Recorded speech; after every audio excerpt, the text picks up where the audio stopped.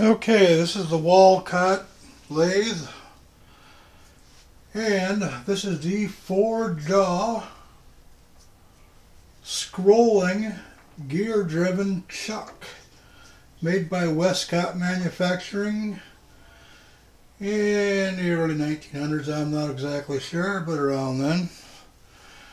This is the factory wrench for it. It has several functions, but right now primarily, I'm not sure if this is coming through or not.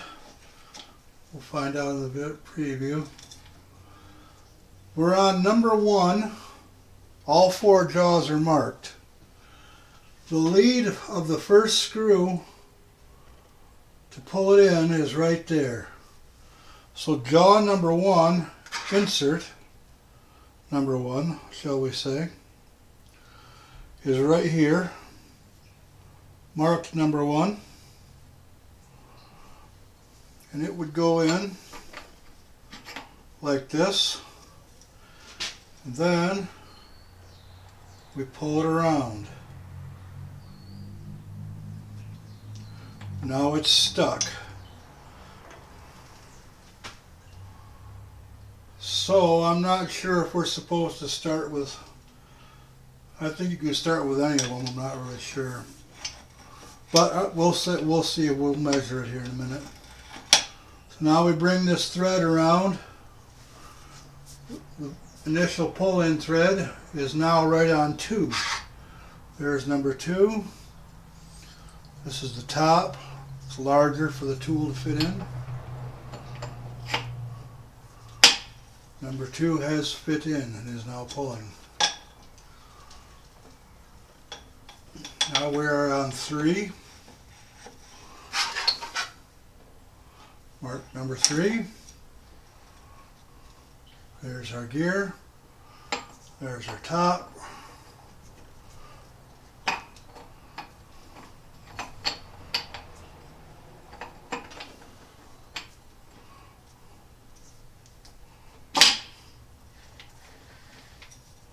Number 3 is pulling in.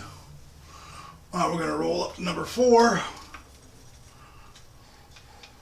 Bring it up. There's our lead tooth. There's our side. Mark number 4 right there. This one's marked with a different blade. Definitely says 4. We put this in. Now, all of these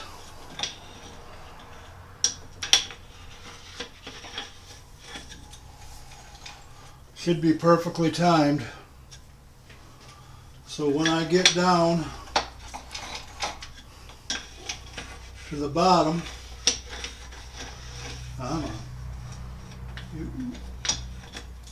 when I get this down to the bottom, every one of these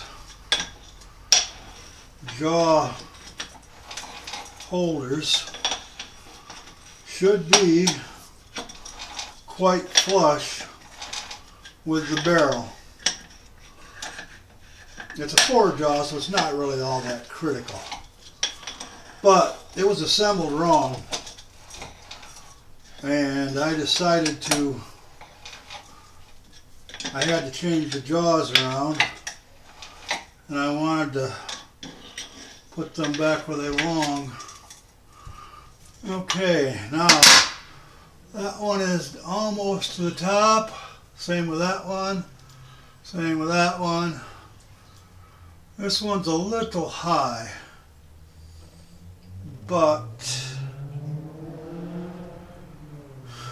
again, it's a 4-jaw, so that's not a real issue.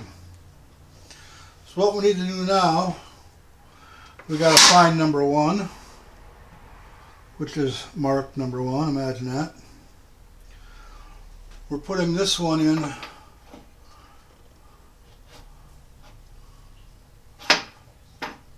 this way, just so I can grab that plate. We put it in quite a ways, and we take our scroll, fit it into there, then we pull it back up, Get the official Wescott wrench involved.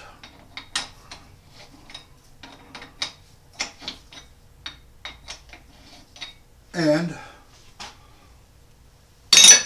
that jaw is set. Now we go with number 2.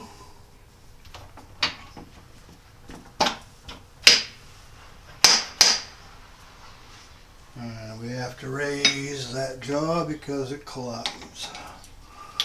Not a problem. No, it does not collide. Okay, take the best end. These ends are pretty rough. I gotta do something about it someday, but I doubt if I ever will. I don't think I'll live long enough for those to be a problem. Lay's Chuck's 100 years old.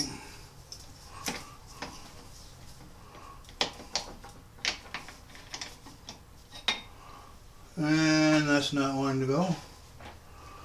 We don't know why. Just hook it inside maybe.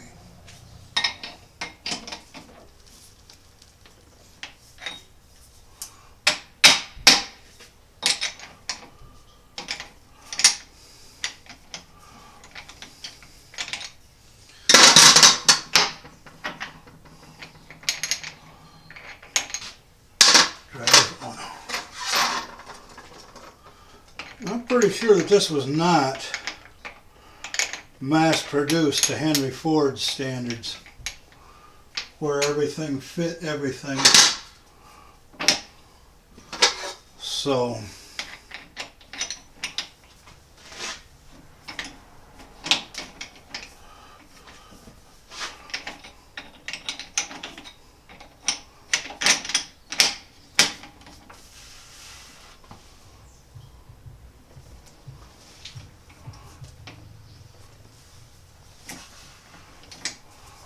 and we are pulling it up. Probably was just a discrepancy in the thread diameter. I ran into that in the last video. You can see if you want to look. It's going okay now. And here we are ready for jaw number 3. And we have jaw number 3.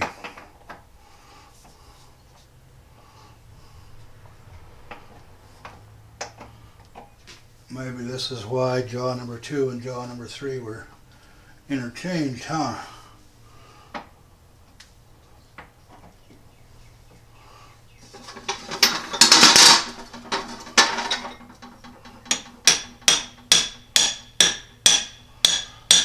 That is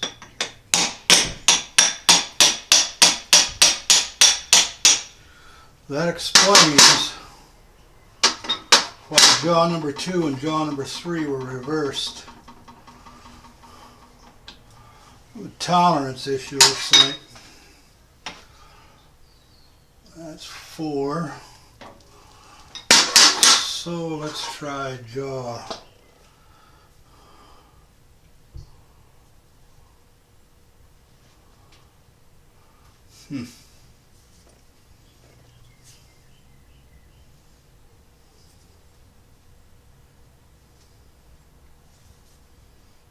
This is jaw number 4. Looks like we got a numbering issue. I can't have two number 4 jaws. So I'll come back to that.